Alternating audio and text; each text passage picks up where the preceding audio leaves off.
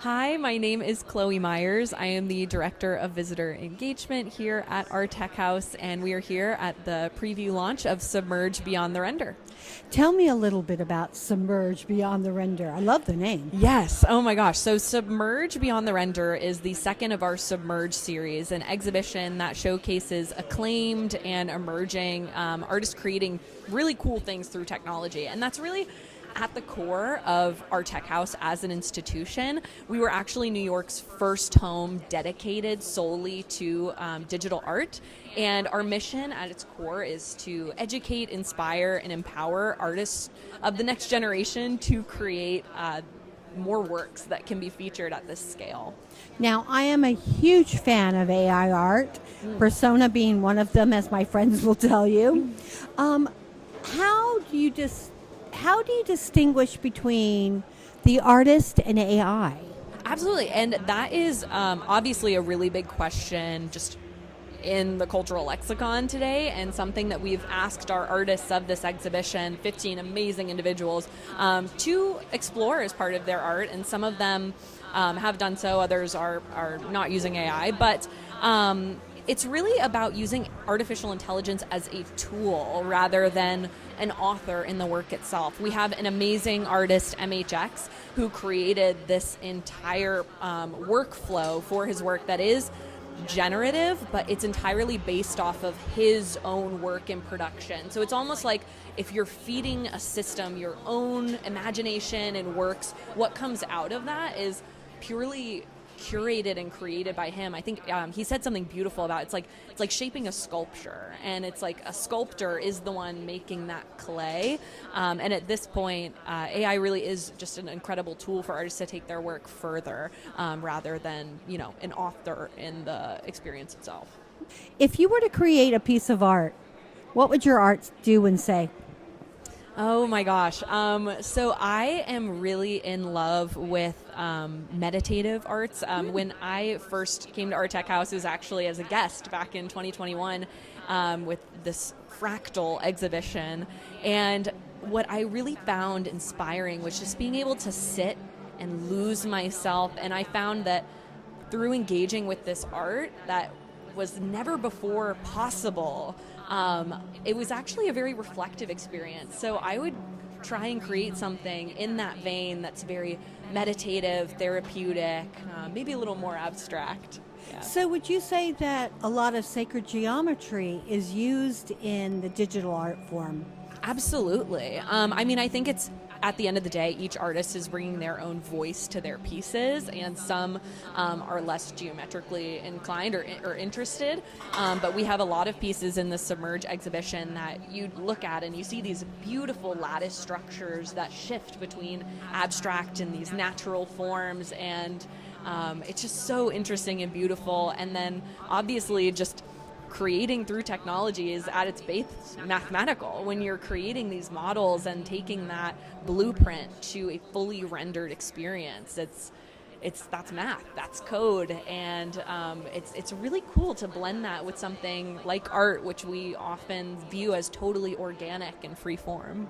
And how long is this particular exhibition going to be here for? This exhibition premieres this Friday, September 19th, and is on view through the fall, so you definitely have time to come and experience it. It's going to be absolutely amazing. We're open 7 days a week here in Chelsea Market, so there are plenty of opportunities to pop in, stay for 45 minutes or 4 hours. It's really whatever you like. Yeah. And do you know what the next exhibition coming in is? We do not yet, though I could tease just based on our past. Typically, we feature a holiday show, so you can stay tuned possibly for something like that, but we have not announced anything concrete. Thank you so much for being with us. Thank you so much. My name is Sylvia Lacayo, and I am Head of Experience for the Render Network Foundation, which is the sponsor of this show. And what does that mean exactly? So this show is made up of works from 16 incredible 3D artists, and this is the first and largest ever show of this scale done entirely on decentralized GPUs. What does that mean?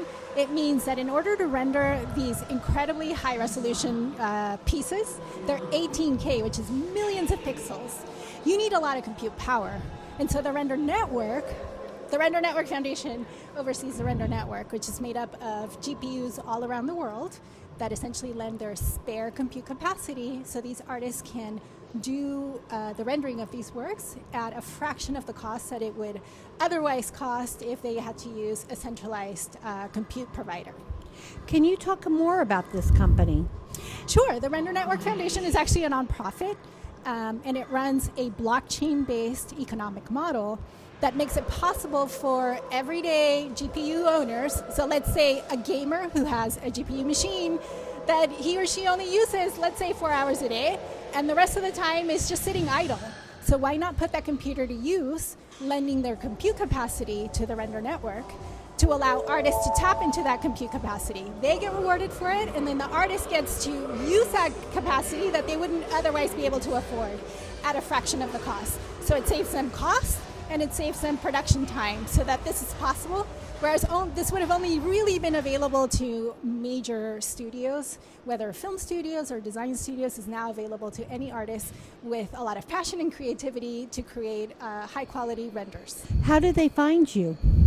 The artists or the GPU providers? Yeah, both actually. So the GPU providers, we actually have been running since 2020, which in the blockchain world is about 12 and a half crypto dog years. So they've actually been aware of the capabilities of the Render Network for many years. So we have a reputation in the blockchain space, and they know that they can earn rewards for being able to put their spare capacity to work. Artists find us because actually the Render Network was founded by a gentleman by the name of Jules Urbach, who's really well known in cinematic spaces and communities. He has been around for a really long time. He's the CEO of a company called Otoy, which is an ecosystem partner of the Render Network. So he actually has a really great network of people.